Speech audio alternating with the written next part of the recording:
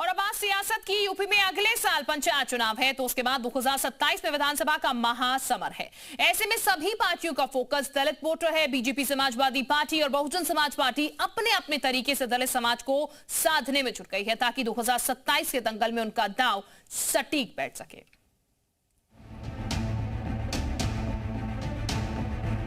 अगले विधानसभा चुनाव से पहले यूपी में दलित दांव चला जा रहा है। दलित वोटर्स को साधकर चुनावी दंगल में खुद को दबंग दिखाने की तैयारी चल रही है। बीजेपी सरकार ने वाल्मीकि जयंती पर सरकारी छुट्टी की घोषणा कर दी है, तो वहीं समाजवादी पार्टी वाल्मीकि जयंती पर दलित बस्ती में संगोष्ठी की तैयारी कर चुकी है। वहीं बीएसपी 9 अक्टूबर को काशीराम परिनिर्माण दिवस पर बड़ी रैली आयोजित कर रही है। तीनों ही दल दलित को रिझाने में कोई कोर कसर नहीं छोड़ रहे।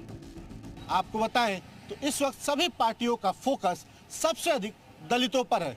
जहां एक तरफ समाजवादी पार्टी इतने बड़े बड़े आयोजन कर रही है, तो वहीं दूसरी तरफ भारतीय जनता पार्टी भी वाल्मीकि जयंती पर छुट्टी का अनाउंसमेंट करके दलितों को अपने पाले में रिझाने की पूरी कोशिश की है। यूपी में दलित आबादी 21% है, जो चुनावी गणित में बेहद अहम साबित होते हैं। इसलिए जहां बीएसपी लखनऊ के काशीराम स्मारक स्थल पर बड़ी रैली कर अपने कोर वोटर्स को फिर से साध रही है, तो वहीं सपा पीडीए के दलित को साधने मलिन बस्तियों में जा रही है। हालांकि बीजेपी कह रही है कि समाजवादी पार्टी का दलित प्रेम दिखावा है। सपा सरकार में दलितों पर अत्याचार हुए। जो सपा के लोग हैं उनका दलित समाज से कोई लेना देना नहीं है। सर्वाधिक दलितों पर अत्याचार समाजवादी पार्टी के शासनकाल में ही होते रहे, जब जब वो उन्हें सत्ता मिली है, और ये केवल उनका एक दिखावा है, ढोंग है। योगी सरकार ने वाल्मीकि जयंती पर सरकारी छुट्टी की घोषणा कर दांव खेला, तो सपा ने पलटवार किया, कह दिया कि बीजेपी सरकार में दलितों को दबाया गया।